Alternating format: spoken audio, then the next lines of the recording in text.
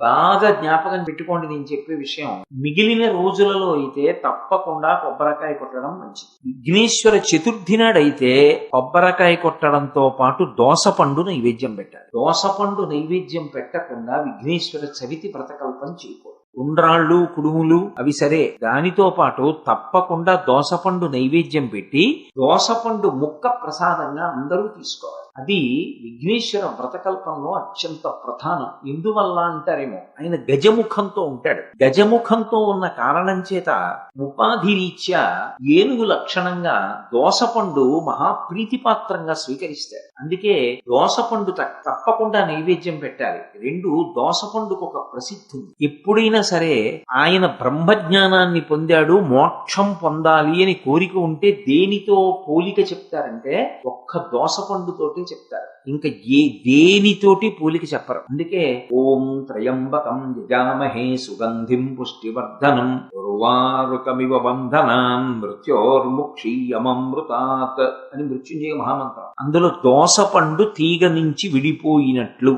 నా దేహము నుండి జీవుడు విడిపోవుగాక అని అడుగుతారు. మిగిలిన ఏదైనా కూడా పండిపోయిన తరువాత కూడా ముచికని విడిచిపెట్టడం కొంచెం కష్టంగా విడిచిపెట్టి అంత తేలిగ్గా వదలదు. ఒక్క దోసపండు మాత్రం సునాయాసంగా వదులుతుంది. ముచిక నుంచి దోసపండు ఎలా వదిలిపెడుతుందో నేను శరీరము వేరుగా చూసి బ్రహ్మజ్ఞానంతో అలా విడివడెదనుగాక అని అడగడానికి, ఆ మోక్షస్థితిని కోరుకోవడానికి దోసపండునే ప్రధానంగా మనం ఉపమానంగా పోలిగ్గా చెప్తాం.